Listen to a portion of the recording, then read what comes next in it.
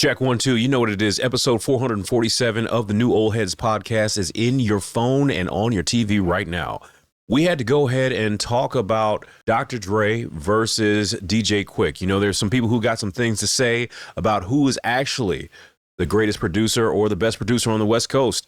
What do you think? We also had to talk about Anthony Fantano and some things that have resurfaced depending on what you actually pay attention to. When should you stop apologizing for things that you have said in the past, especially in the internet new media age? We also had to address what Will.i.am said about Jay-Z versus Black Thought and how Black Thought is so much better than Jay-Z. We got into a very spirited debate about this and we want you to engage. Like I said, man, this is the New Old Heads episode number 447. Get involved. You're listening to the New Old Heads podcast, shot live every Tuesday at twitch.tv/newoldheads and released every Thursday at noon via bringingdowntheband.com. The show is brought to you by Coleman Dental, Indie CD and Vinyl. Support the show directly by becoming a member at patreon.com/newoldheads. You are now tuned in to the New Old Heads podcast. I am Major 7th. The brothers are in the building, starting off with my man Jay Moore. How are you, good sir? Doing well. You know, we don't chase them, we replace them. You know how we do. I heard that. My man Lonegevity is in the pilot seat. Hey, buddy. Howdy, Mike. Okay. You said hi. I said hi. I don't know what you want. It's a little dry, but whatever. All right. my man DJ Jay Diff. What's happening, man? Terry Tyson's. You good? Yeah, man. Man, we got family in the building, man. Go look at the logos. Do your Googles. Do your research, man. We got family in the building. My man, my brother, man. I love this dude, man. DJ Spoolz, welcome back. Hello, Michael. Yes, I haven't heard that in a long time, man. Love you too, man. No, it's great to be here, man. It's great to see everybody. Yeah, it's man. been a long time. You look good, man. You look Thanks. well. You guys all look great too, man. I appreciate it. People have been asking about you. A lot of people been asking about you. Were they like really glad you guys got rid of that guy? No, it's the opposite. Never that. It's the opposite, bro. They Like, say, what's up with Spoolz, man? He went about 100 episodes too long. It's great to be back, man. It's awesome. It feels great. Good to see you, my friend. Yeah, this likewise, feels like he always talk about riding a bike. This is basically that. Yeah, no, You know you what I'm guys, saying? and the place looks great. Yeah. This is awesome. The shows, I can just, from the time I, was on to now, it's just, you guys have just only made it better and better. Be clear. It's awesome, man. In all ways, you know what I mean? Like, as far as not just visually, but like, obviously you guys are, doing numbers and stuff now too. Like, more so than maybe we were before. It's just been growing. And that was the whole goal, wasn't it? So I'm super happy for you guys, man. It's awesome. Yeah, bro. It's good to see you, man. This is, feels good, as they say. Yeah. Shout out to Ezekiel in the building as well. We appreciate you, brother. Gobinator. This caught my attention from a music standpoint, just being a person that's done music for a while. Lone can attest to that. We've all been in the... Yeah, you've done music for a while. Long time. Couple years. But so has everyone else here, right? Like, everybody's been involved at some point. Okay, Like, whether it be gotcha. DJing, hosting. You? Well, Sean, has he? Yeah, I guess. Okay, Yes. all right. Spoolz, here's what I want to present to you, gentlemen. DJ Quik responded to a tweet from someone on Twitter who said, DJ Quik is actually who everyone thinks Dr. Dre is. I saw that. Mm-hmm. Now, that's, it's last week or whatever, but the concept of producers who are hands-on versus producers that are posers, if you will. So hold on. I think calling Dr. Dre a poser. Yeah, that's a little far-fetched. I know what you're talking about. I know what you're talking about. I'm not saying Dr. Dre is a poser. What I'm saying is I know how hands-on DJ Quik is versus Dr. Dre. So You know him personally. Well, I don't know him, but I'm going off what I've seen. Should and what you I've ask heard. the expert over here? Because I know all this stuff. Lone is definitely an expert. But Lone, you know what I mean when it comes to Quik, because I felt him when he said finally someone has had the balls to say it. DJ Quik has always been known as a producer that can pick up a guitar, piano, bass, arrange, no samples. And you're also extremely biased here. Yeah. I mean, I love Quik, but it's on tape. Yeah. Like, he's really the person that I'm describing. I'm I'm biased. Yeah, I love the West Coast. I love Quik, but I felt him when he said it because Dr. Dre, who we've also seen sit down at a piano, produce, but there's also Scott Storch. There's DJ Khalil. A lot of people that come in where he kind of orchestrates. Mailman, yep. Yeah, there you go. So, what do you think about that, Spoolz? When you hear Quik say finally someone said it, because I knew where he was coming from, and I also know how to separate the two. It's not disrespect per se to Dre's skill set, but I totally understand where he's coming from. Well, I see I guess, trying to put myself in your shoes or you guys' shoes, some of you guys who've been around instrumentation and know how to versus people. That's what it sounds like to me, like, because the word producer meant something a little bit different before than it does now, or has been, what it has meant maybe for the past 30 years or something like that. Right. Quincy Jones versus... Yes. There it is. Yeah.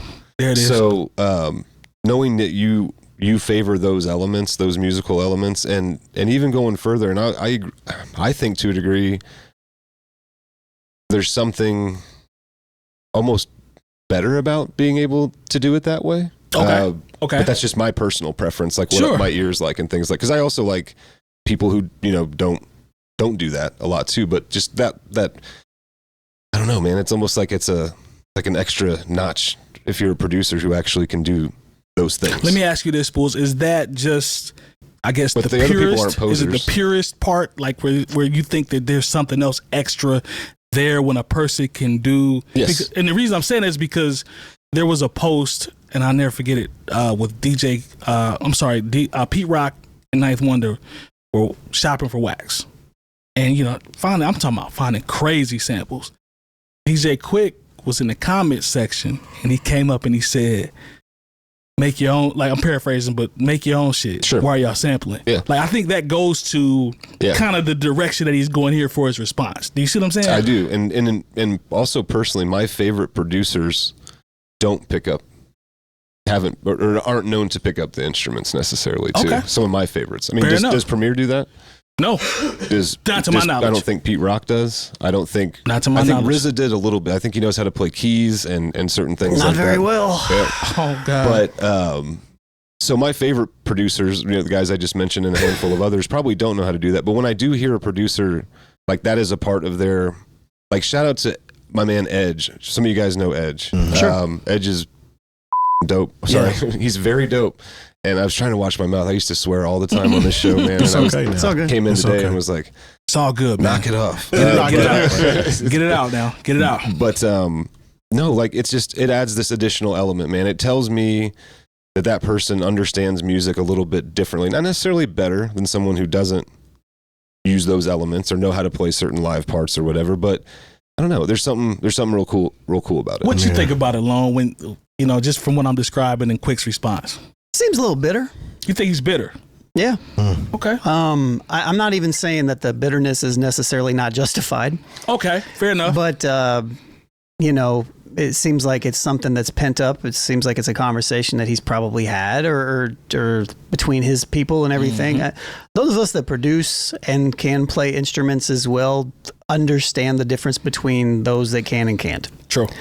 And to Brad's point, it doesn't necessarily mean that because I can play trumpet and because I can play keys a little bit or whatever, that it means that my beats are necessarily going to be better than somebody that isn't particularly sampling, playing trumpet, or making beats. Good point. It just means that there is a different level of understanding and knowledge and a little bit of understanding of a musicality that's behind everything. And it, again, doesn't mean that the beats are necessarily better, but it does sometimes. I feel like there is more of a knowledge. And Quik, but on the other side, Quik is an example of somebody who you can see that his beats are, like it lives in him, and I think most of the time that is the case with people, with producers, that are on the level of a Quik. Or something like that. Or even, like your guy, tall black guy, or 14 KT, or Slot, or, any of these producers that like truly understand the musicality of it, because there's this relationship that happens physically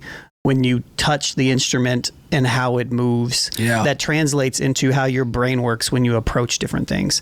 And, whether or not you utilize when you're making it is different than whether, somebody that doesn't know anything about it.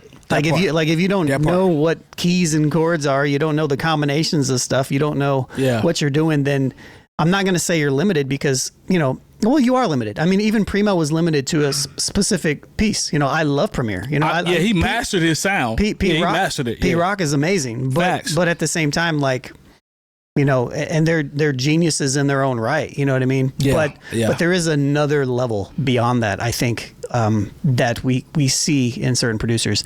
Now, the Dre comparison, I don't know because I've seen Dre get down, so I know it's there. But I don't know. But I couldn't tell you the last time that I was 100% certain that Dre actually made a beat. Yeah, Well, I can't argue with you. Go ahead, that's there, but I don't like this conversation. Okay, that's what we here for. I don't like it. That's even better. Why don't you like it? Well, I don't like it. First time I heard DJ Quik was a song called "Born and Raised in Compton," which sounded a lot like Dr. Dre production. I knew where you was going. I mean, they used a Dr. Dre sample in the song. So MC Ren's voice, right? Yeah. So your introduction to the music space, regardless of what kind of musician you are, was a song called "Born and Raised in Compton," which NWA popularized. Being from Compton, you rode that wave. You became your own DJ Quik. Okay, DJ Quik, he's a rapper. I only knew him as a rapper first. I didn't know he was a producer until later. Yeah. You know what I'm saying? But when you talk about the impact that Dr. Dre had on the game, regardless of how you feel, being a purist or whatever, Dr. Dre changed the game of hip hop, rap as a whole, period. Facts. DJ Quik is very, very talented. He can play plenty of instruments. He makes great music. He is not Dr. Dre. So you saying DJ Quik is actually who everyone thinks Dr. Dre is false. Because let me continue. DJ Quik has not left his stake in the game the same way that Dr. Dre has. You can't interchange those. Regardless of how many instruments he knows how to play and how much of a purist he is, you're speaking from a musician's point of view because you like that he knows how to play these instruments. Dr. Dre is very skilled at making beats and including other people that can kind of help him get in his pocket. He's not somebody like a Puffy that's just like, all right, this is going to the Hitman or whatever the group with Stevie J and them were. That were making the actual production, and P. Diddy's just talking on it, saying that he's the producer. You're taking a lot from Dr. Dre by saying that. The reason why I'm upset is because what you said initially. When you said faking, you're talking about Dr. Dre here. Okay, so first of all, when I say faking and I say posing, that's what you said. That's the lead in to just the conversation. We've had a but we're talking about DJ Quik and Dr. Dre. We've had a bracket where I've said multiple times I think Dr. Dre is a GOAT. So let's get that out there. I've always said that. Yeah. But what I'm saying is I don't think DJ Quik is talking about impact. I don't think he's talking about records. No, I think he's talking about I don't understand it then. I think he's talking about man to man, producer versus producer. That's all. It has nothing to do with family trees, records, impact. I don't see it that way. But I've never thought that Dr. Dre and DJ Quik, I've never interchanged them or thought that one was the other versus, you know what I'm saying? That doesn't make any sense to me. But see, I think there's an overall sentiment to what the guy's saying. There's a way that I took it. Like, or maybe it is supposed to be extremely literal, and I'm sure there's that literal part. But the way that I took it was like there are people that produce like Quik, which are like old school or older school producers that do it a certain way, that know this live instrumentation. And maybe I'm wrong though. I don't know. I don't know. I feel like the guy is saying that DJ Quik should be getting the P's that Dr. Dre is getting. Yeah, but it's not P's from a accolade standpoint. Yes, that's it. That's not what this is about. This from is a about musician standpoint. This is about two people like hoopers. Me and you about to go hoop, and we're gonna see who's better. I feel like I'm nicer than you. And who has the most MVPs? So this kind of goes. Who has the better skill set? That's what this is about. It's about skill set doesn't make you a better player. But that's where he's coming from. And I would agree. I think when you look at it in that particular manner, I would put Quik higher than Dre. That's all I think that's what he's saying. Yeah, it's not about rings. It's not about rings. It's not the Bill Russell verse, argument. It's about when you put these two people on the court together, like all the things that they can do, Quik is the one that can do them all. Dre can do a lot of stuff too. He's got the rings. He's got, he's got the accolades, but he was on the Celtics. That's a good one. Okay, so this also circles back around to what Jay Moore said. many moons ago. Okay. Put the CDs on the table then. No, that's not what this is about. Yep, that's where I'm taking this is about. That's where I'm taking it. Jay, jump in, bro. Look, man, we had this conversation because all night. when I think about producers, Uh-huh. One of my favorite old school producers, if you will, is Norman Whitfield. Okay. Okay, produced for the Temptations. Come on. Produced, had his own situation. He wound up producing the Car Wash soundtrack. Which is fire, by the way. Yeah, Rolls Royce. Yeah, he did not play, the instruments on he was the one who said, okay, we're going to put this here. We're going to put this here. We're going to make this a record. Constructing records is what a producer does. Sometimes we have this conversation about the difference between producers and beat makers. Could you make an argument that DJ Quik is a better beat maker because he does all these other things as far as his ability to play instruments and create something from scratch? That's an argument you can have, but I can never put DJ Quik over Dr. Dre as far as a producer is concerned, because I've seen videos of Dr. Dre and heard stories. One of the craziest ones busy though about Dr. Dre is he's in the studio with Snoop, and Snoop is flowing. He's going for his, and Dre stops and says, "I don't believe you." Yeah, that goes into it. Yeah, and says this is what you need to do with your delivery. This is how we can turn these bars into a hook. This is what we can do to you may be able. This is a nice record. Maybe it'll play on a mixtape, but I'm going to take this and make it to be something that's not only on the radio but as a hit. But that's what Dr. Dre, as a producer, has been able to do for the past 40 years we're looking at. Sure. Jump in, Lo. But you done, Jay? I agree with what Jay's saying, and I don't think there's anything wrong with producing the way that Dre does. I think 100%. That's great. I think the collaborative approach is great, but that's not the conversation. It's not the conversation. And I think that's the main thing. No, and that's why I say the difference. I say if you're going to talk about somebody as a beat maker, somebody who can take something and create it from scratch and make something out of nothing with, I'm not trying to say that the people he's worked with are nobodies.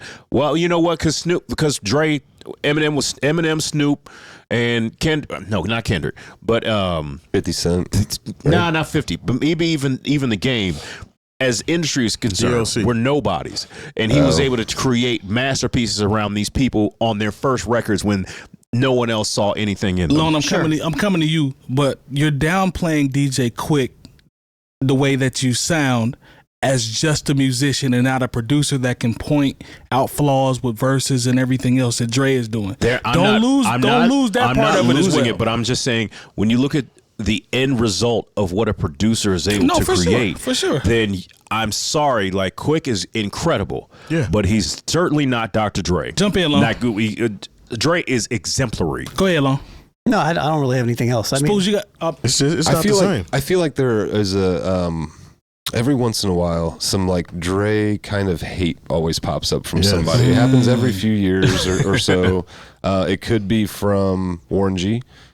He's had some things to say about Dre. They're actually like stepbrothers, and they apparently don't really talk, and but he feels a certain way about Dre, and that's their business. I'm not, but it just. Scott Storch has said something about Dre before. Definitely one of the best ever. Like, you can't take that away from him. But people do the same about RZA. Like, have you ever heard of the things people, or the things certain people have said about the dude RNS? If you're not familiar with RNS, he's a dope producer from New York, but a lot of apparently he had a lot of influence, or really showed RZA the ropes, shit like that, and never ever got anywhere close as far as name popularity. As RZA did. You know happens what I mean? All the time, bro. It seems to happen a lot, man. It's just interesting. Sometimes I wonder, I just in general think people love just any little controversial thing. At the end of the day, these is two they're very talented, interesting conversations don't get it twisted. Have, But I see where you're coming from. I do, but I don't, because when we talk about musical impact of a Dr. Dre and what he did for the game. It is, though. It's not. I mean, it's a musicianship conversation. How is it not? It's about what he's saying in the tweet is DJ Quik is who y'all thought Dr. Dre is the was. Musician, is the beat maker, is the music producer that makes slaps, in the way that you think that Dr. Dre is. That's what he's saying. That's the conversation. It's not about. I still, regardless of how you word it, I still don't agree. Okay. He's a more talented musician.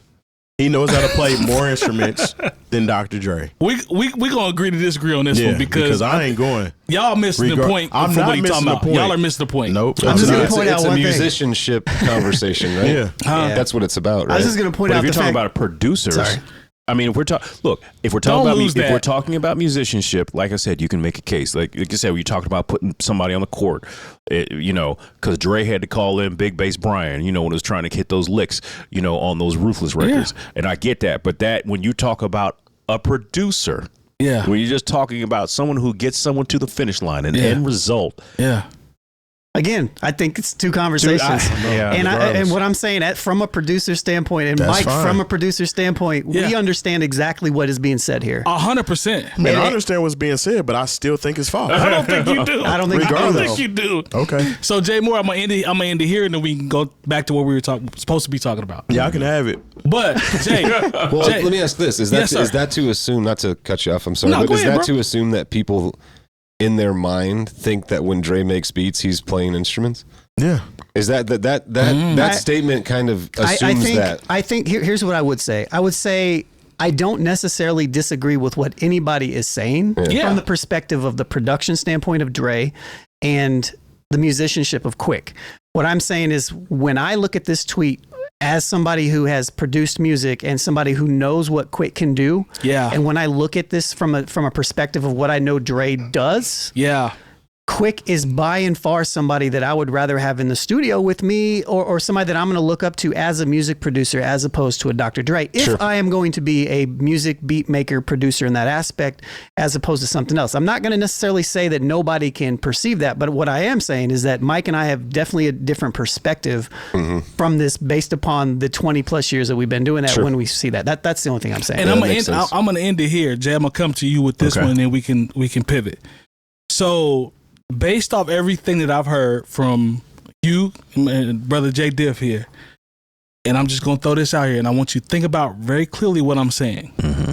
So based off what you told me in terms of being able to put people in the right position and this and this and this, is Khaled a better producer? See, that I wanted to get to that because there's no way. There's no way. What you described is what you're saying. He's better than Quik. I actually was going to. I actually was going to bring up that Dr. Dre is not a DJ Khaled. Lone, am I lying?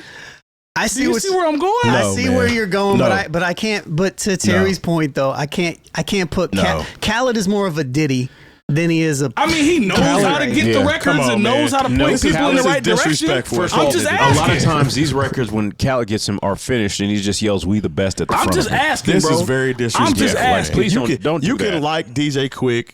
I too like DJ Quik. I had both DJ Quik's albums. I'm just asking. Dr. Dre's albums. I had everybody's albums. I was fans of both of these individuals. But you pretty much coining that Dr. Dre is a Khaled. I didn't say Dr. Dre was a Khaled. You put them in the same sentence. He's asking a provoking question. I didn't say that, though. I didn't say that. Here's what I used an analogy. I did not say Dr. Dre is Khaled. I didn't say that. And I think Mike's analogy here is in reference to the producer perspective, right? Because he's a producer, and we don't know Dr. Dre for making beats in the last 25 plus years. Okay, DJ Akademiks goes by DJ Akademiks, and he ain't DJing shit. And nobody on this panel thinks he's a DJ. Exactly. Okay, so that brings me to the point back to what I was saying. That again, that who the thinks that Dr. Dre is in there playing licks and all the time when he makes beats. I never have. That's what I'm saying. I've never one time been like, oh, I bet Dre's playing that bass line right now. I know he's not, because I know it's sampled, or I know perhaps he got someone else to, or whatever. So that's the funny part about the whole discussion to me is like when I read that I was like, oh, I'm not a producer. Yeah. But I get what they're driving at. No, you know what I mean? But at the same time, I was like, who the fuck thinks that? I think it's more just like a personal thing. Like when you are a producer and you do sit down and you do make these things, you know that there's a legitimate difference between being able to go to the computer and play and make all these instruments versus like, I'm going to call somebody to do this because I can't do it. And I think that's really all that the conversation comes from. It's like, Quik can do it all at a very high level. And I don't have 100%. I don't believe 100% that Dre could sit down in a computer by himself and make something like that. But there's a greatness. It doesn't mean that the production aspect intellect is not important, that he's not great at it. There's a greatness in both. Because for Dr. Dre to be able to say, yeah, I can do 60% of it, but I'm smarter than everybody else to get the other 40%. There's a skill there. Everybody can't do that. Oh yeah. But just Quik is looking at it like, yo, we outside hooping. Yeah, my skill set better than yours. Okay, that's it. That's all it is. That's it. Yeah, but you know, like I said, I think about the Norman Whitfields. I think about Quincy Jones. He's not in there playing the. Is Norman Whitfield comparable to Quincy Jones?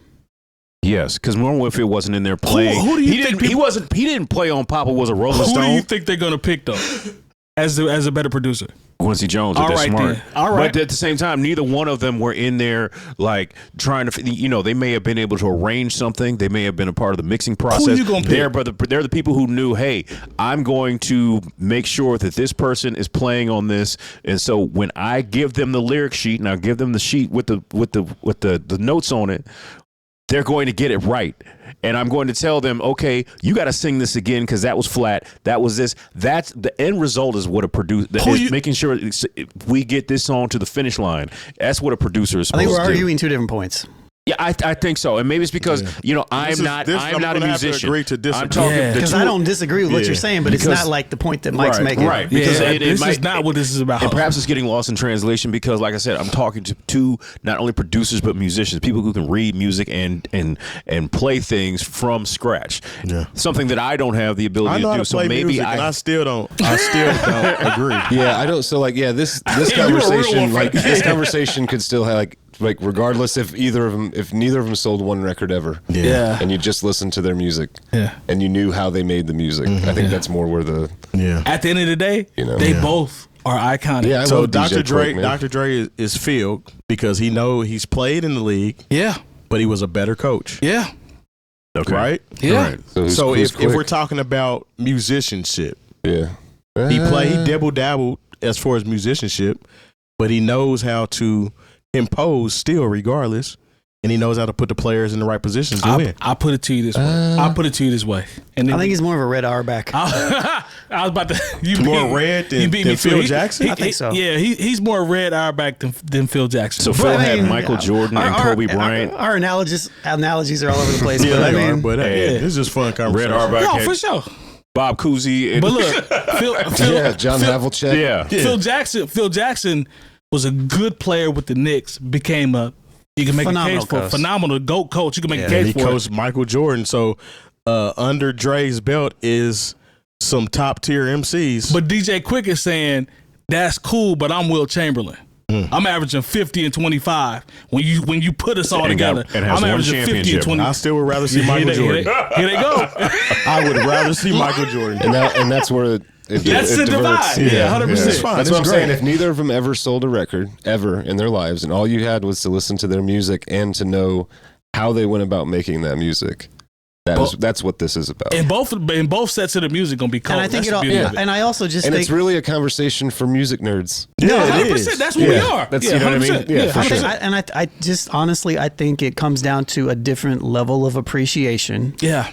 That Mike and I probably have. I appreciate somebody that plays instruments. I said level. It's just levels. I said a different levels. It's just levels. Like, it's just levels. You know, it's like. I mean, Stevie Wonder's my favorite R&B artist. I mean, Jackson's here. He can attest to this. This is literally something I teach my students. It's like you can use sample packs, but if you want to get to that next level, you need to understand the musicianship of everything. And once you fuse the two, you will be a beast. And it's like it's just I have a different level of appreciation for it. I'm not saying you don't appreciate it. I'm not wrong. I'm just saying like as it's like literally something I do, I have another level of appreciation for somebody who is like somebody that I look up to. Yeah. You know? Yeah, I can dig it. So I don't know. To my defense, again, Stevie Wonder is my favorite R&B artist, and he plays instruments that you don't even know the name of. Thanks to our partners. Dr. Coleman of Coleman Dental is our go-to dentist. He's a longtime Indianapolis arts and music supporter located right in Broad Ripple. Our good friends at Indie CD and Vinyl operate one of the best record stores in North America. Shop new and used in their site or visit them in person. And the best way to support the New Old Heads is to visit our Patreon and become a member. All details on newoldheads.com. Anthony Fantano gets caught again? No. He did not get caught again. So, recently there was some videos that surfaced, and obviously he's a music critic, and his channel's, I believe it's called The Needle Drop, if I'm not mistaken. couple videos surfaced where he was saying N-word and talking about Trayvon Martin, and he ended up having to defend himself via video on Twitter. So the video, he basically broke down how he has been through this before. It was taken out of context. You know, it wasn't used properly. Yeah, so I don't know if you watched the video, but essentially I watched some of it. Yeah, it's like it was Akademiks. The interesting thing is, it was Akademiks who shared all this. Yes. Which, you know, he's the guy that was and Drake, dude. And Drake. Yeah, he's a cornball. He's the guy that was grooming that 15-year-old boy. Remember that? Anyways, the videos they pulled from were over close to a decade old. Anthony has already addressed it multiple times. But also they were also taken out of context a little bit, because it wasn't like Anthony Fantano just dropping random slurs. He was actually quoting something. And then so that's part of his video. He's like, well, I realized that I probably shouldn't do that, so I stopped doing it. And that's kind of what his thing was. The Trayvon Martin thing, they said that he laughed at Trayvon Martin joke. Yeah. It wasn't. It was essentially the guy who he laughed at was trying to say somebody else's name, and he ended up saying Trayvon Martin. Mm-hmm. And he laughed at the fact that this guy didn't say it. He didn't say it right. Yeah. Or and that's what it was. Their name sound black or something. No. I heard that clip. There's something about, I don't know if it was specific to Trayvon Martin. Right. But he was trying to say somebody's name or something, and somebody said, well, the name sounds black. I have a hard time saying black names, whatever. Something like that. I've actually had an experience with somebody telling a story using words that necessarily they don't have to be used for the context. Mm-hmm. I get the context. And they defended themselves for wanting to say the word just because they were telling a story. Mm-hmm. Okay. Now, was this person a white? Okay. Yeah. Thanks, Spoolz. White. I always want to make sure we know what we're talking about. Baby. Make sure we know what we're talking about here. Yeah. So once I confronted this person about that situation, and I was calm about it. It was like, yeah, can you just tell the story and reframe? Mm-hmm. Pretty much schooling them on how you can tell the story without saying that particular word. He puffed out his chest like, I'm just telling a story. Like, what I'm saying don't matter. Yeah. So that pissed me off. Sure. Mm-hmm. Now, in this particular situation with Anthony Fantano, I don't agree with him saying it. Mm-hmm. Context, regardless of what you're telling story-wise, blah, blah, blah, you don't necessarily have to say certain words or phrases for someone to get the context. Yeah, this doesn't surprise me coming from him, honestly. But will I go as far as to say that this was racist, or this is a situation that is a 4-alarm or 3-alarm, whatever you want to call it, fire? I don't think it's that either. I think this is ignorance that's been educated.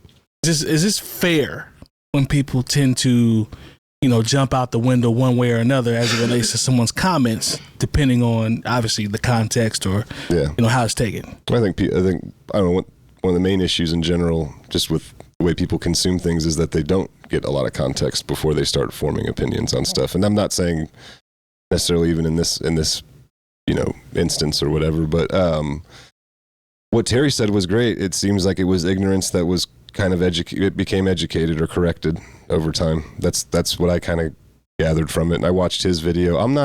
There is something, and I'm sure you guys have all seen it, but Lone, I know that you and I have talked about this before too, though. I don't know how old, I think Anthony's probably our age. Yeah, he's about our age. Right. So this was 10 years ago. Let's say he was in his late 20s, early 30s. There's like this group of white people, it's usually males, that go through some like weird phase, and sometimes it happens in like high school, and sometimes it's in college, and sometimes it seems over the last like 10, 12, 15 years it comes later for some people, that like dancing around that word is like funny to them. Yeah. Mm-hmm. Yeah. I was never in that group. I don't remember really, I never thought it was funny. And I'm not going to lie, when I was like maybe in high school or middle school, if I ever like rapped it or said it in a song, I got, somebody said something to me about, and I never, at 12 or 13, you don't really get it. But as you learn, you're like, oh my God, like, yeah, I never called my friends that or anything, but so I'm not like exempt from all that, but you learn, but I I don't understand that. Why that is that way here in this country. Maybe it's the same in other countries where you want to dance around these taboo subjects because you think it's funny or you think it's cool. And like, when are we going to just get past that? You know what I mean? And I don't mean like get over people saying the N-word. No, don't ever get past that. That's ridiculous. You know what I mean? But when is there ever going to be a time where these like this group of kids or people or whatever stops just don't say it. It's not hard. It's not hard. You know, it's not hard. I'm just kind of like, because I remember I was watching, Sarah and I we've been watching old movies, and we watched, you guys remember Can't Hardly Wait? Yeah. Mm-hmm. Is that movie about like that high school party? And there's these group, and that's probably 99, 2000, something like that. Yeah, Seth Green. Yeah, 25 years ago, right? And there's a part where there's these two white kids who are clearly trying to play stereotypical black characters, right? Black dudes walk into the party and they try to walk up to him and say, "What's up, my," and they get chased out of the party or whatever. Like, that was 25 years ago. Like, haven't we picked up on some of this, like, well, no, by now? And obviously the answer is no, as we're, but I don't know a lot about Anthony Fantano. I know that I've listened to a couple of his reviews. He seems to be a sharp guy. He's very sharp. But I would think, what Terry said, I thought, just to sum it up, it seemed just like he was an ignorant, he was a moron and realized he was a moron and doesn't do it anymore. Well, to take kind of a different look at this, there's a lot of gotchaism when someone becomes a voice. Sure. Because like I said, these are things that he's already addressed.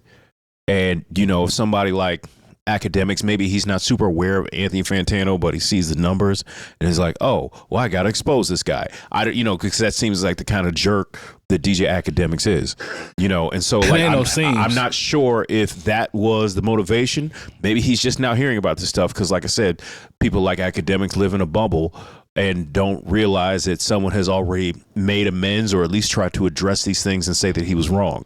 So I think that's partially, but also I think Spoolz speaks to something that is very prevalent. When, you say, especially young males, when it's this whole thing where they like to dance around language that they know is inappropriate.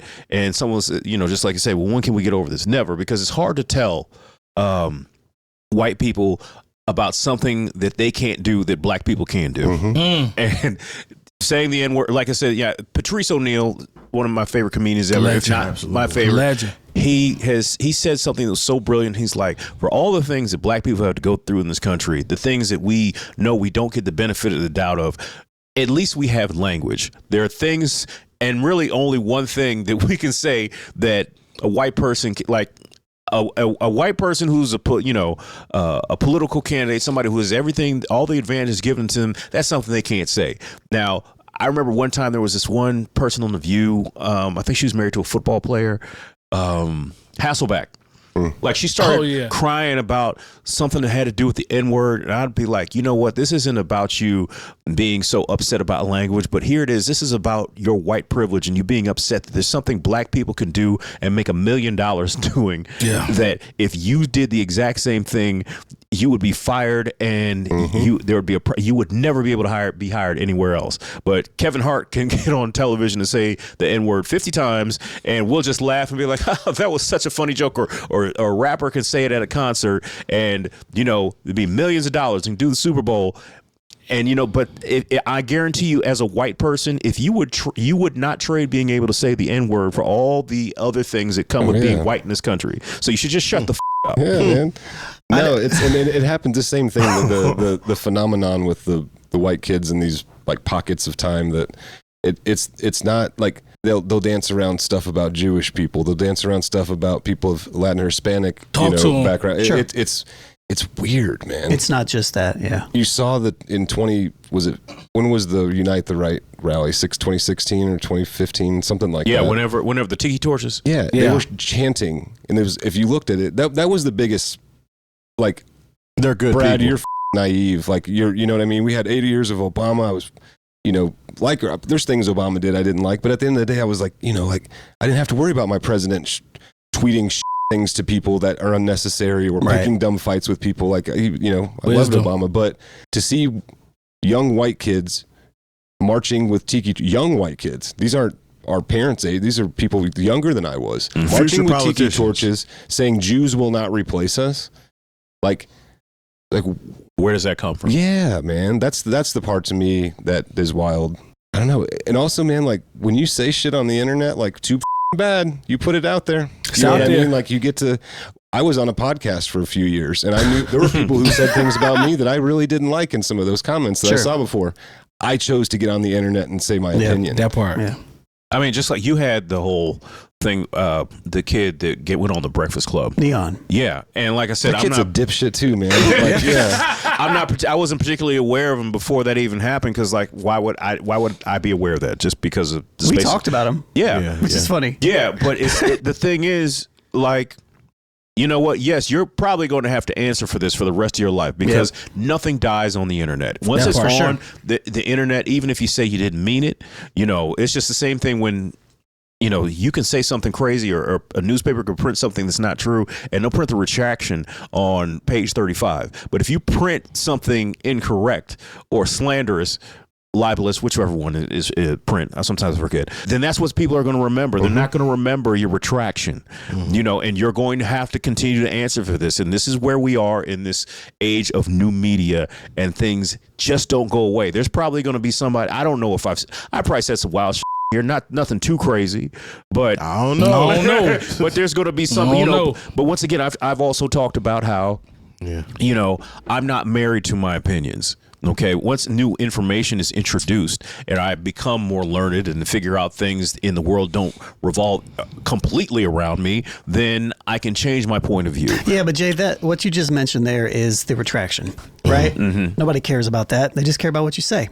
Yeah. Right. I mean, and so like that's what, and look, Anthony Fantano is probably he's going to deal with this for the rest of his life, just like Neon's going to deal whatever it is for the rest of his life, because that's what happens with the internet. There's always going to be somebody to discover when your stupidest point, or when you were a piece of shit. I mean, at the end of the day, this isn't a situation to where I actually think that he's racist.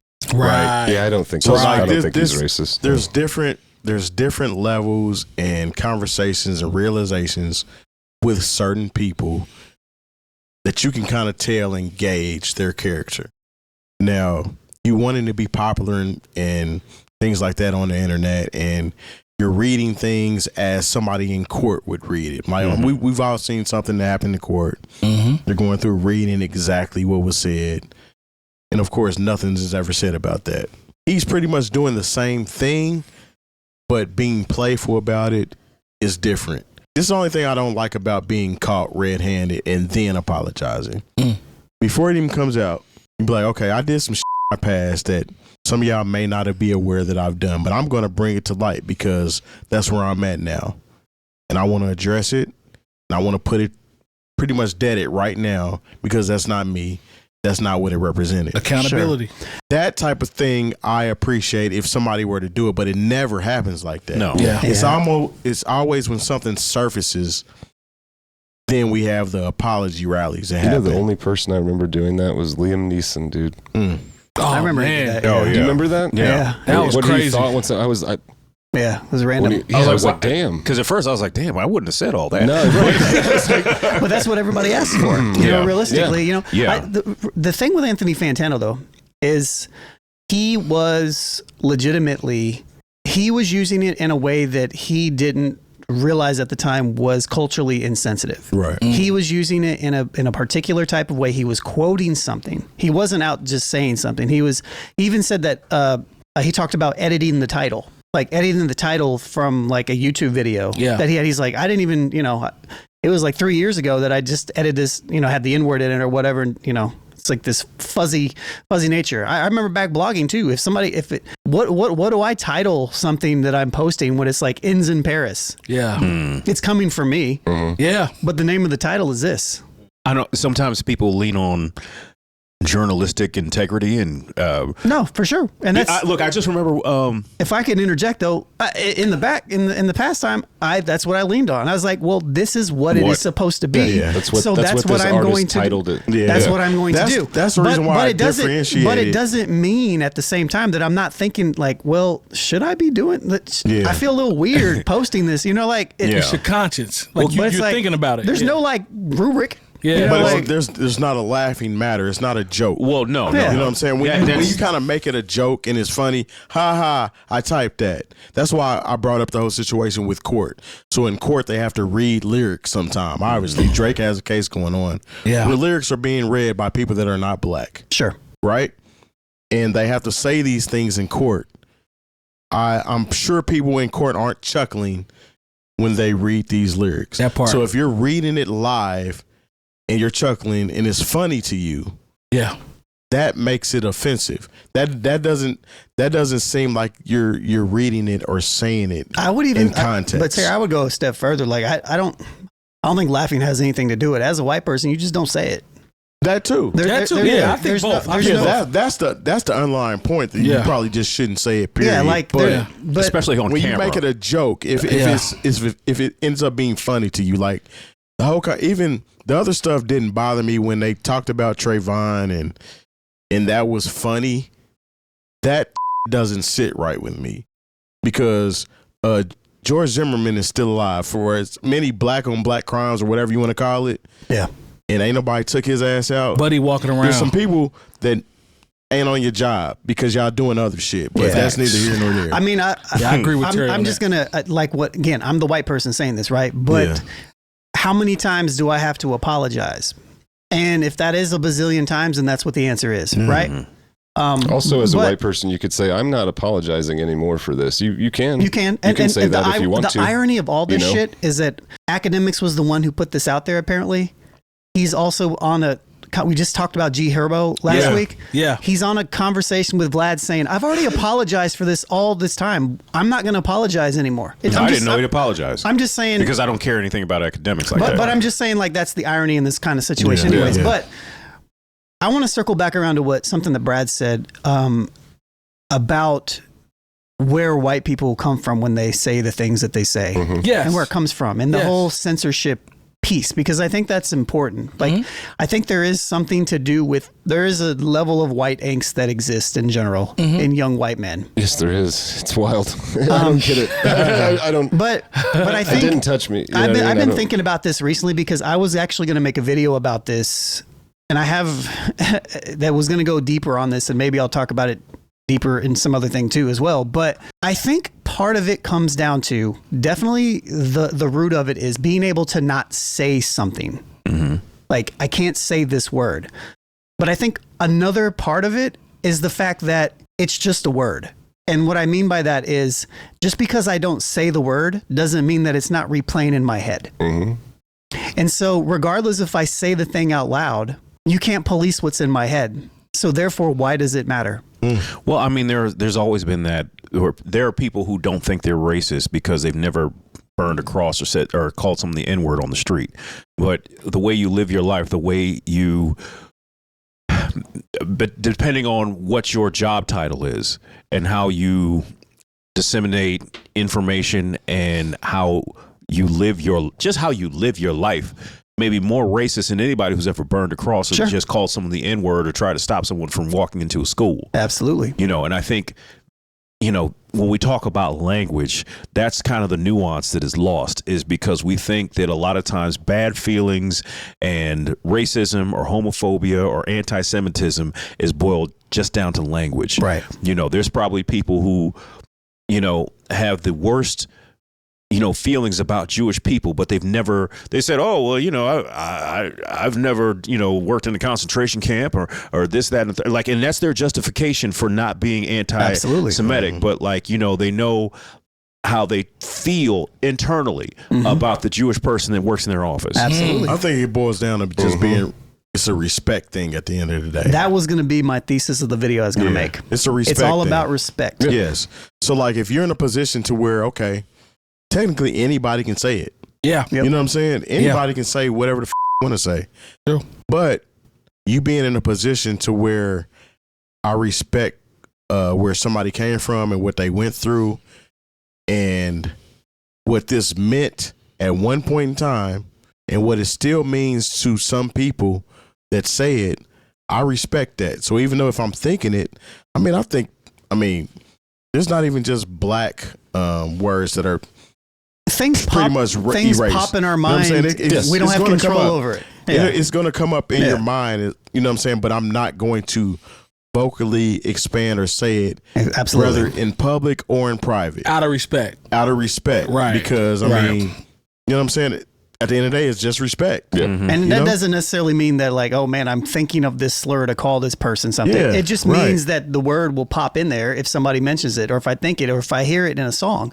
And I think what I was saying with that is that kind of, I think that goes down to kind of the root of some of this issue with white people sometimes, and the privilege around it that's inherently there. Because a lot of them lean on, I'm going to say this because I know it's going to push this button. Yeah. My thing with me, honestly, is if I encounter somebody that I know is saying it in ill intent, you saying it by itself really doesn't bother me. It's more so you thought it was going to bother me because you wanted to get a rise out of me. Yeah, or some reaction of some That's sort. more so what causes me to go down the path of, okay, so do I react in this way?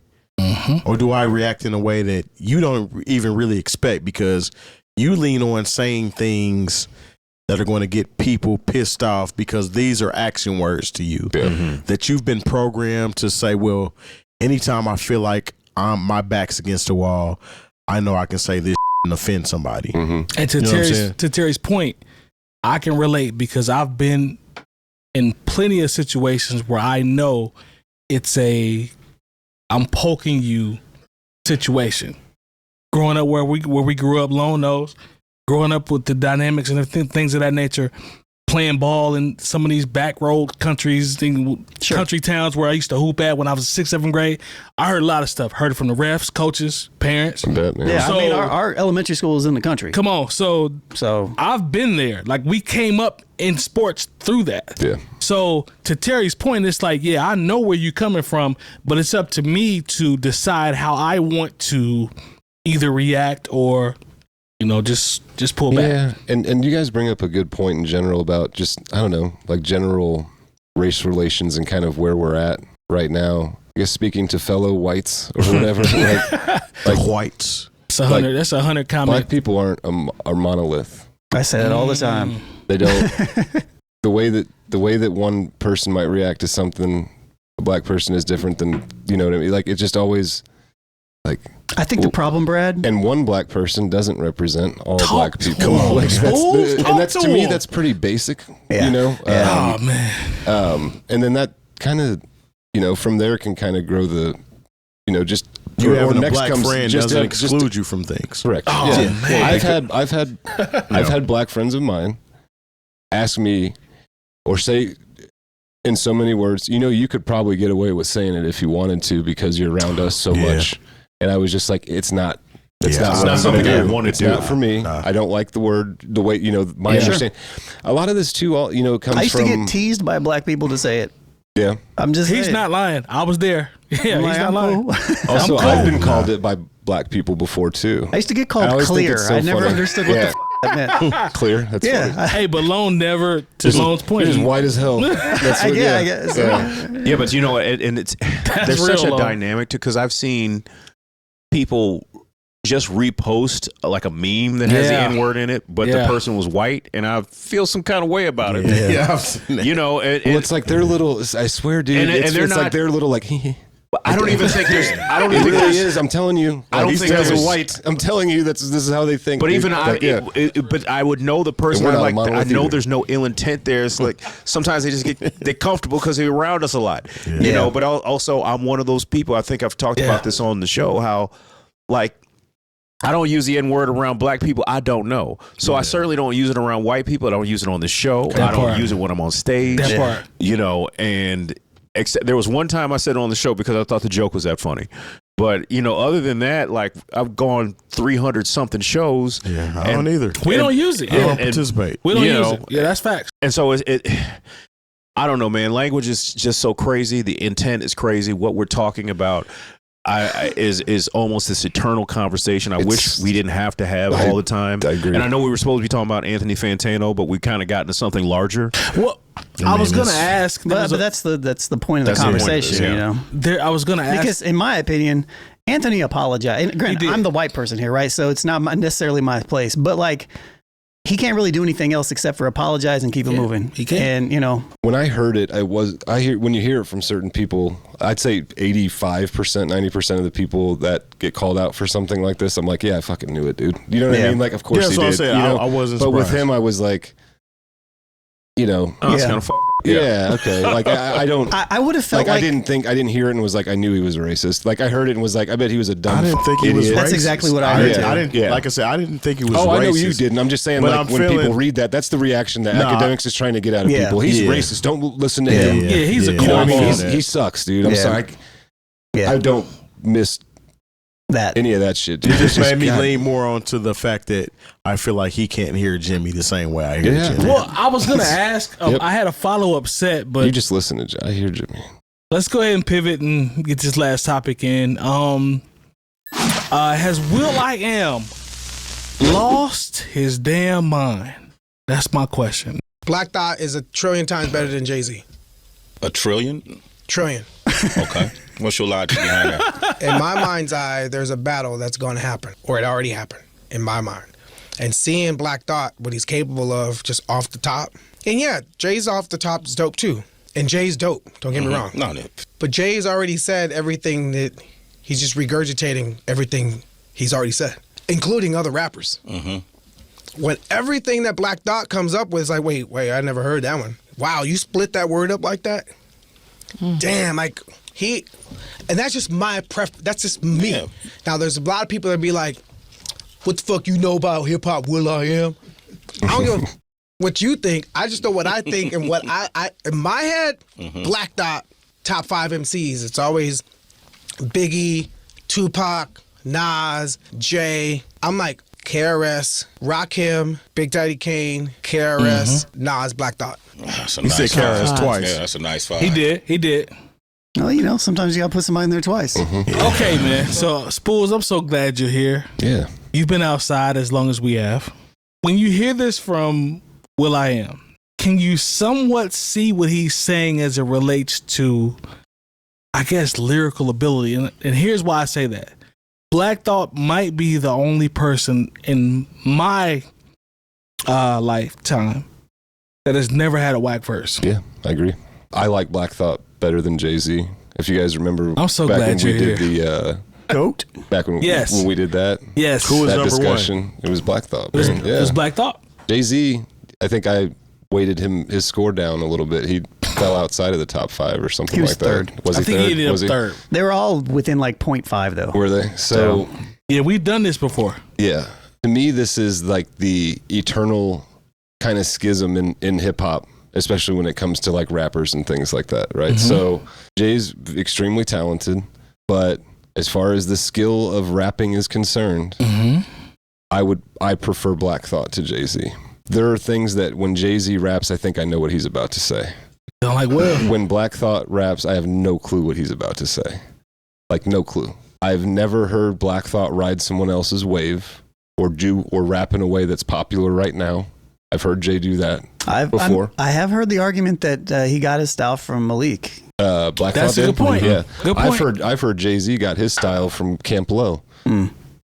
And Young Chris. And Young Chris Young has Guns. If we being honest. Young Yeah. Chris debunked that, but You know? Or Jazzo. Sure, To a Jazzo. That's who degree, I was too. thinking. Good point. You know? Another good point. Both awesome, but I feel like this is like a Kendrick Drake debate too. Like it's almost like a very similar thing to me. It's like, do you want something for your head that's really gonna like put some fat on your head and make you think a little bit, and maybe you have to listen to it 2 or 3 times. And I like that kind of music, that kind of hip hop a lot. I respect it. And some people don't, and that's cool. And I'm not saying Jay doesn't have depth, because he definitely does, and he has wordplay and he has all that stuff too. But he has all of it. There's just a difference there. There's another level. Yep. yeah, it's difference.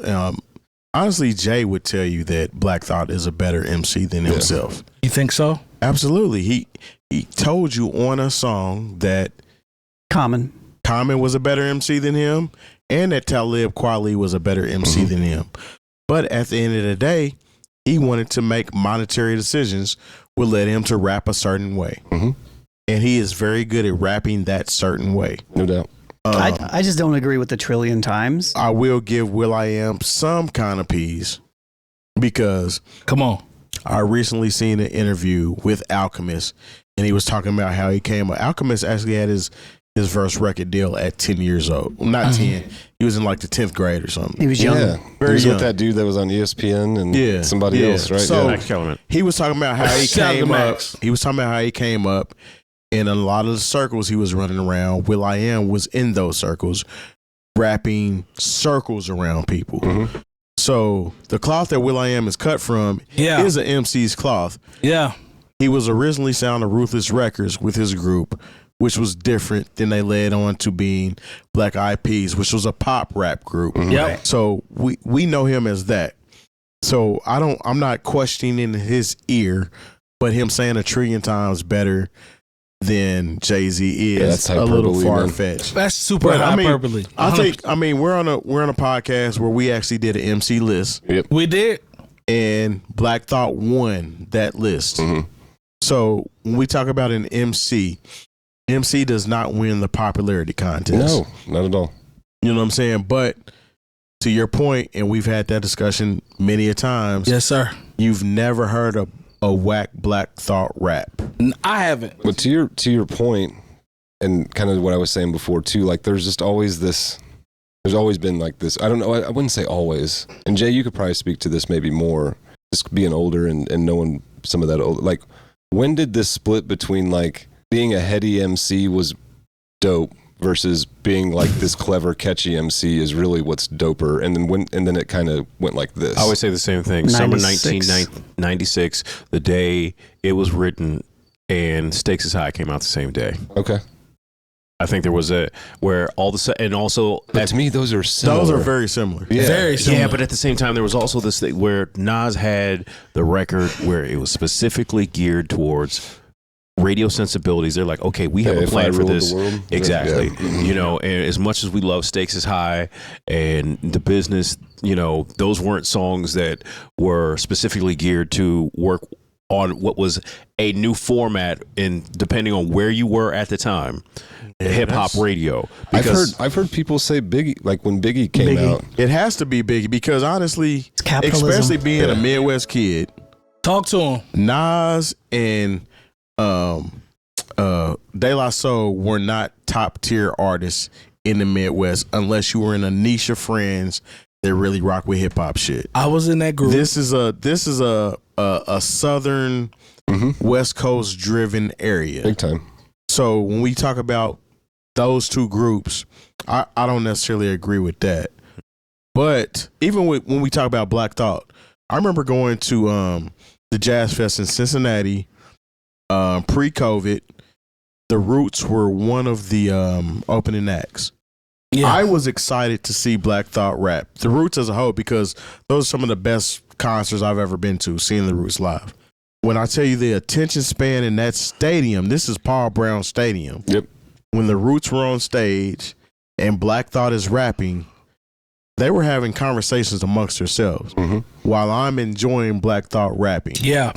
You know what I'm saying? Yeah. Now, if this is a Jay-Z concert, Yeah. it's going to be a different situation. For sure. Yeah. It's very niche when it comes to somebody that appreciates somebody that knows how to put words together and can rhyme in different schemes and patterns and always give you something different versus somebody that knows the formula that can give you the radio play, give you some fly shit, and make you want to party. Yeah. Black Thought has never made me want to party, No. but I will play him at a party. For sure, man. Let me Absolutely. So, bro, you made a let- good point real quick. When I Go ahead, Spoolz. saw Jay-Z and Jeezy together. Yeah. At I've seen that Bankers same Live. yeah, I've seen Blueprint that same 3 show. concert. And Yeah.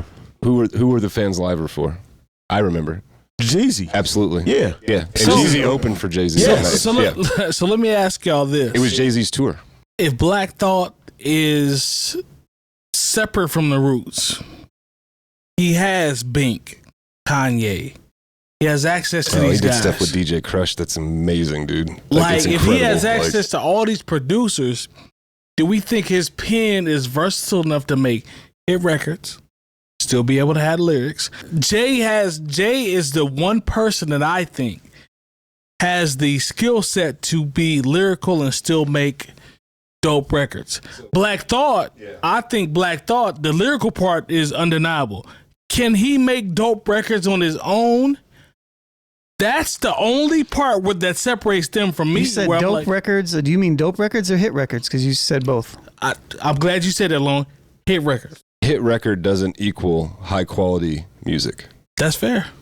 It means popular. That's fair. it. And I've accepted that over time. I used to, I've been in those arguments when I was younger about KRS-One being better than this person and kind of the stuff Will.i.am is doing. I don't do that shit anymore. That's fair. Man. That's fair. Hip hop's beautiful in that they have all these flavors that you can like or not like if you want, man. Yeah. And while I tend to be a more cerebral person or whatever, so I lean towards that kind of hip hop, I still have an appreciation for Gucci Mane. And I'm not putting him down and acting like he's not, like he's sharp. He knows what he's doing, but he makes records that they're, for the most part, for people to party to, man. 100%. You know what I mean? And to make money. So, but it just doesn't necessarily mean the best quality song. And that's why, to me, the academics of the world and what I see going on in hip hop journalism is kind of whack. Because all that guy can talk about, and people in that vein, is how many records somebody sold. And to me, that just doesn't mean that much. Now, on a personal level, as a human, and you made money off your art, congratulate, and I'm good for you. I think that's fantastic. But if we're just talking about the art, which people, like, I see these conversations, and I'm not sometimes sad to not be on the, like, I don't miss that part of it of like okay, I have to tell another person who's a huge NBA YoungBoy fan why they should listen to Black Thought. No, I'm done. I don't want to have that Don't listen to him if you don't want to. That's cool. Sure. Listen to NBA YoungBoy and Kodak Black and all that stuff all day long. If And that's be what good you with like, that. Yeah. awesome, man.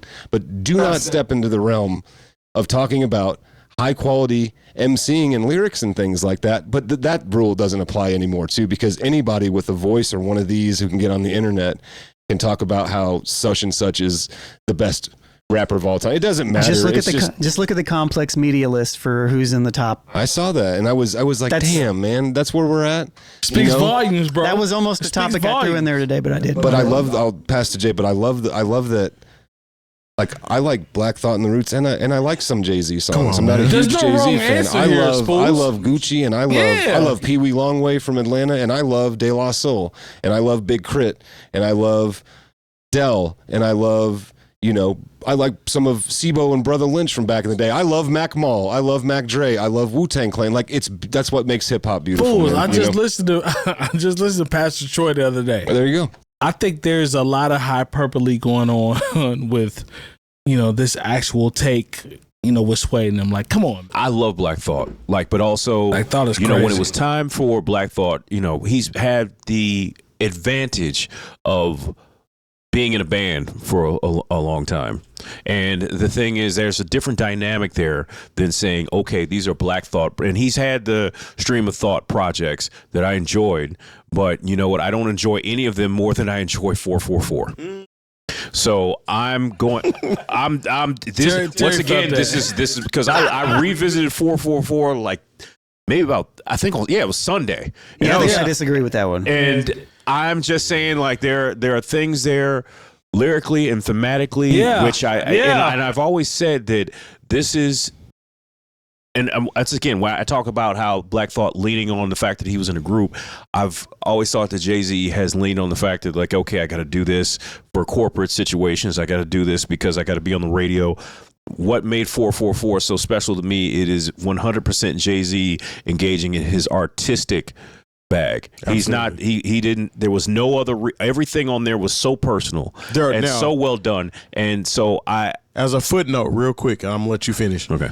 The Roots have albums better than 444, but Black Thought as a solo artist does not have records better than 444. No. I like every Stream of Thoughts better than 444. Right. And maybe that might be recency bias. But that's kind of that preference I'm thing I glad was y'all told speaking the to, truth. right? Okay. That might be recency bias, because like I said, I don't know what I saw something. I didn't realize there was the song about his mom. I didn't, for whatever reason, my algorithm, there's a video for that has like Dominique Fishback in it, and I didn't see this when it came out, and I don't know where it came, and that made me go revisit the album, and I was like, wow, this was really.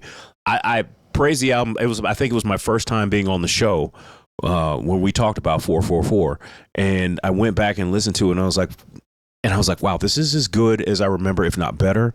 We did two episodes with that. Yeah, and so I don't know, to say he's so much better than Jay-Z. I was like, come on, man, this dude. Black Thought is an elite MC. I'm not saying that, but he's a rapper's rapper. But I'm also talking about the fact that, you know, at one point Jay-Z he put out an album every year for like 6 or 7 years. That was like his thing. The amount of material that he's given us, it has so much varied so much in themes and in context of what was going on. Some of his stuff has not aged well, I will say that, but at the same time, like, I can't.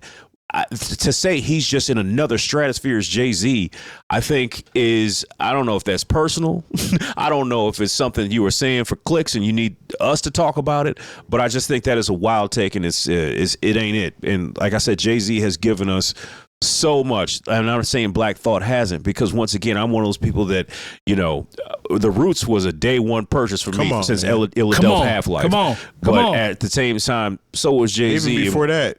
And when Jay-Z was really trying to say something, as opposed when he had his 3 or 4 songs, it's like, all right, this is for the radio, let's do it. But then when he was giving us some of the stuff on the Dynasty is some of his worst commercial music, but some of his most personal shit. Come on, man. And I just can't I can't have you say that shit about Jay-Z when the Jay-Z that I am in tune with is so incredible. Come on. I'm just not a fan of capitalism bars. Yeah, nor am I. And I think I remember talking about that. When we talked 444, it's funny once you said that. I remember that episode and being like, I remember saying, if you're a fan of capitalism, you're going to love this album. And Terry literally goes, here we go with this shit, or something like that. And I was just like, I was like, that's where we're at today, man. You know, and Jay-Z is extremely talented, man. But come on, man. I love first 2 albums, Jay-Z. Man, Jay-Z is an inspiration. You know, he is, bro. No doubt, and he's done so many, like, just been so successful as you know, in hip hop in a lot of different ways, man. And I think that's fantastic. But I also kind of look at him sometimes as like, I hate to say it this way, but like the evil empire almost, man. But look, if I'm gonna keep it 100 with you, I was a Roots fan before I was a Jay-Z fan. That's because fair. I was hip to the Roots before I was hip to Jay-Z. Me too. Now, the mood and situation where I'm in depends on what I'm going to listen to. 100%. And as far as seeing live shows, the Roots live show is second to none. Yeah. If you've never been able to catch a Roots live show, you should do yourself a favor and do that, because the way they do the show and the way they meld kind of new age shit, and I mean, they're on live instruments For sure. and they do that shit live. And Black Thought does a freestyle, same way Common does. But the Roots show is very warm and comfortable. Being a music hip hop fan. There we go. Yep. A Jay-Z concert is the more live, I'm a fly ass dude, I'm gonna have some explosions and shit here and there. It's a real fun rap show. It's fun. Yeah. You know what I'm saying? It is. It represents Jay-Z, but as a hip hop fan, I can enjoy both of those shows in the same vein and not discredit either one of those artists. That part. I tell you what, a Roots and Jay-Z show, that would be nuts. I mean, but we've seen it happen. Exactly. It's already happened. Yeah, it's already happened. Yeah, Unplugged. You know, it's the whole, you know, not Fade to Black, but whatever. Fade to Black Fade show. to Black was the Roots. Yeah, it was the Roots backing Jay-Z. Come on, But man. that schism I was talking about before, that I think has come up kind of twice now, right? Like, kind of a little bit, like Quik and Dre, and then, you know, Black Thought and Jay-Z. Like, do you guys remember? And it's not, remember what they do? Yeah. Come on, man. Come on. I And do you remember literally, Pimp C coming out and I dissing literally them for it? still played Come on. that song in sets on the regular. Yeah. I mean, I remember there was this whole thing that, you know, Biggie loved the Roots, and he felt like, damn, man, like They was Disney. They were dissing him, and like Questlove tells a story about how he was going to write this. He wrote this whole op-ed, and this is when people still had fax machines. He was sending it off to the Source magazine, you know, to say what we really meant, and this, that, and the third. We love Biggie too, and it was the night he died. Yeah. Wow.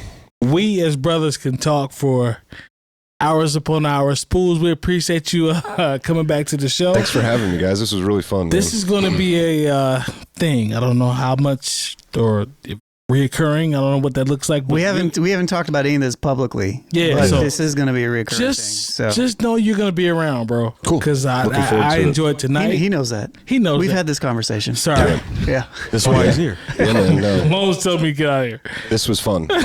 No. Definitely. I'm happy to have Brad. I did a reaction video recently of one of our episodes from like 2019. I may have told you about that. And I was like, oh man, I miss having Brad on the show. Come on, man. We love you, bro. Appreciate you I love coming you guys, out. man. Yeah, no And doubt. we're going to go ahead and take care of this outro. NewOldHeads.com for all the education you need this year. If you see it, like it, subscribe. 5-star rating. Hit all the likes. And don't forget that we have our Patreon site where you can get the unedited episodes. We appreciate your support. And as always, we'll see y'all next week. Peace. Yes, sir.